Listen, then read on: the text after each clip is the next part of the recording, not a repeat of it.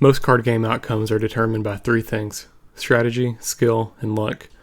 Now, anybody who's ever heard of Yu-Gi-Oh! Knows that the main character, Yugi, relies on luck quite often through the heart of the cards. It is even explained by the season finale that Yugi can control his own luck by using his Millennium Puzzle to willfully top deck any card he wants. Well, what if I told you Yugi isn't the most lucky character in Yu-Gi-Oh! And no, I'm not talking about Joey, who spun his Time Wizard 50-50 correctly 6 out of 7 times, which is a 1 in 16 chance of happening. It's like calling head 6 out of 7 times. It's very difficult and unlikely. But I think the main character who has the most luck is Kaiba. Let's break down the first substantial duel of the series, Yugi versus Kaiba. Each duelist starts with a 5-card hand, and every turn they draw 1 card. Yugi spends 11 turns to eventually draw Exodia. Drawing all 5 pieces of Exodia in 11 turns with his grandpa's 40-card deck is a 0.7% chance of happening. If you watch the duel carefully, just after Yugi first notices an Exodia piece, which is the right leg, the very next card Yugi sets is Sengan. The following turn, Kaiba destroys Sengan with Asagi the Dark Clown. When Sengan is destroyed in the actual trading card game, you can search your deck for any monster and add it to your hand. Let's say Yugi added the second leg of Exodia to his hand. Over the next 9 turns, Yugi manages to draw the remaining 3 pieces of Exodia and obliterates Kaiba. So with the strategy of Sengan, Yugi had somewhere between a 1.5% and a 2% chance of summoning Exodia by his 11th turn. Sengan complicates things. We don't know for sure if Yugi even used Sengan's effect. And we also don't have a full list of Grandpa's deck. So it's kind of hard to use Sengan to determine the odds of Yugi winning the duel. All we know, Grandpa's deck could have 3 Sengan, 3 Witches of Black Forest, and 3 Pots of Greed. We also don't see Yugi search his deck at all in the show. So for the sake of the argument, let's say that Sengan's effect is not activated, and Yugi actually pulled off the victory with all 5 pieces of Exodia top decking on his own. These odds are about 0.7%. Yugi never summons Exodia again, not because of the unlikelihood of drawing Exodia, but because Weevil throws his pieces into the ocean and Yugi's forced to replace those cards for the Duelist Kingdom tournament. I wonder which replacement cards he added on such short notice.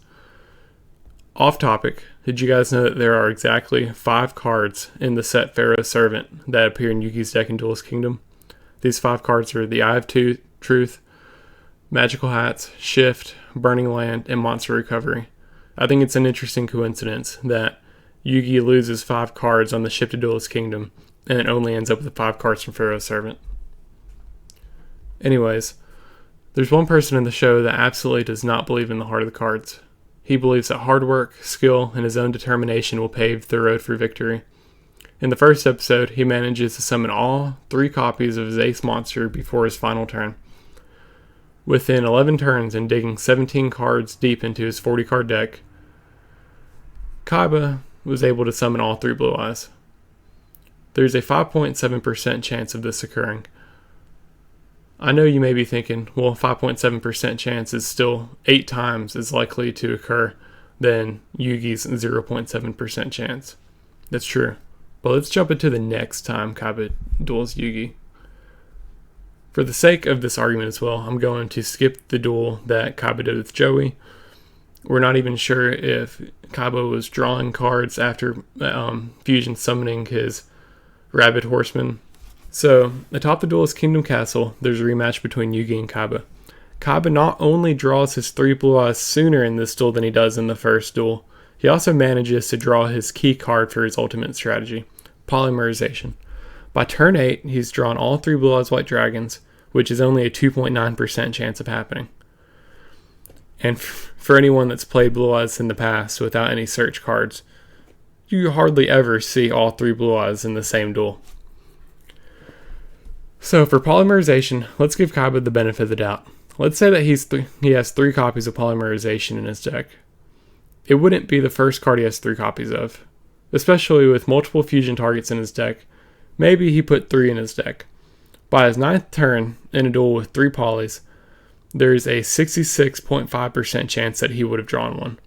So the odds of Kaiba drawing his 3 Blue Eyes White Dragons and a polymerization in his deck with 3 Blue Eyes and 3 Polys is only 1.9%. So you might be thinking, okay, that's still almost 3 times as likely of Yugi drawing Exodia. Well, here's the kicker. Because Yugi was never in another Exodia-like position, I can't factor in multiple Exodia duels where he top decks Exodia. But at this point, we have seen Kaiba duel with Blue Eyes 2 times. I can combine his 2 duels for the odds that he would top deck his 3 Blue Eyes White Dragons, and in the second case, also polymerization. Kaiba ends up with a 0.108% chance of getting his Blue Eyes White Dragons and even fusing them into 2 duels twice in a row against Yugi. It's essentially a 1 in 920 that this would happen. To compare it in poker, landing a random 4 of a kind in Texas Hold'em poker is about 1 in 600. So Kaiba did something that is 1.5 times more likely to happen in Yu-Gi-Oh! Than a 4 of a kind in Texas Hold'em. Okay, now that I've established Kaiba as the luckiest character of the show, I must take one other example, and this one actually comes from the Yu-Gi-Oh! Virtual World arc that's in between Battle City and the Battle City Finals. This final duel of the Saber arc is the kind of one that you'd have in online poker. Almost everyone that's played online poker has gotten a royal flush before. But have you ever gotten one in actual poker? Probably not, because the chances are only 1 in 650,000. So, anyways, back to the duel. Kaiba's stepbrother Noah turns Kaiba to stone, and Yugi has to step in and finish the duel with Noah. Yugi combines his deck with Kaiba's deck to finish the duel. So, essentially, the 2 decks, including the graveyard, is about 80 cards. Now, Kaiba's gone through 19 cards of his deck, and Yugi's gone through an additional 18 cards of the 2 decks combined. So there should be about 44 cards left in the deck for Yugi's final turn. Yugi draws Card of Sanctity. Card of Sanctity allows Yugi to fill up his hand to 6 cards, and the 6 cards that he gets out of the remaining 43 cards is obnoxious. It's the online poker version of Yu-Gi-Oh! He manages to fusion summon Blue Eyes Ultimate Dragon using 2 Blue Eyes and a Monster Reborn. He also attacks right away using Quick Attack, and then he uses Defusion to defuse his 3 Blue Eyes White Dragons. The percentage chance that Yugi naturally draw the 6 cards necessary are about 1 in 10 million. And like I said, the odds of a royal flush are 1 in 650,000. And you can divide those chances, or multiply those chances by 4 of Yugi just calling that he's going to get a royal flush with a certain suit. The odds of him making a royal flush in poker are about 15 times as likely as Yugi making this play. And I know that he got his friends and everyone that Noah's taken the soul of to hand him a card.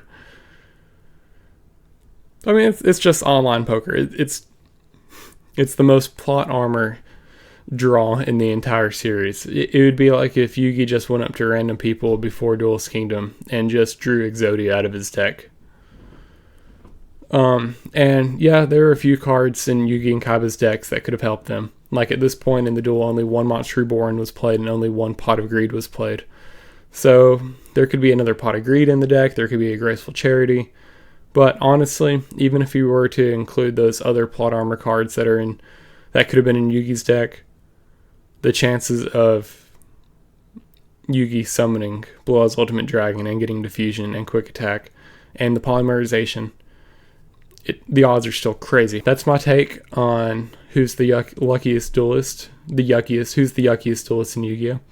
Thank you guys for listening to me ramble.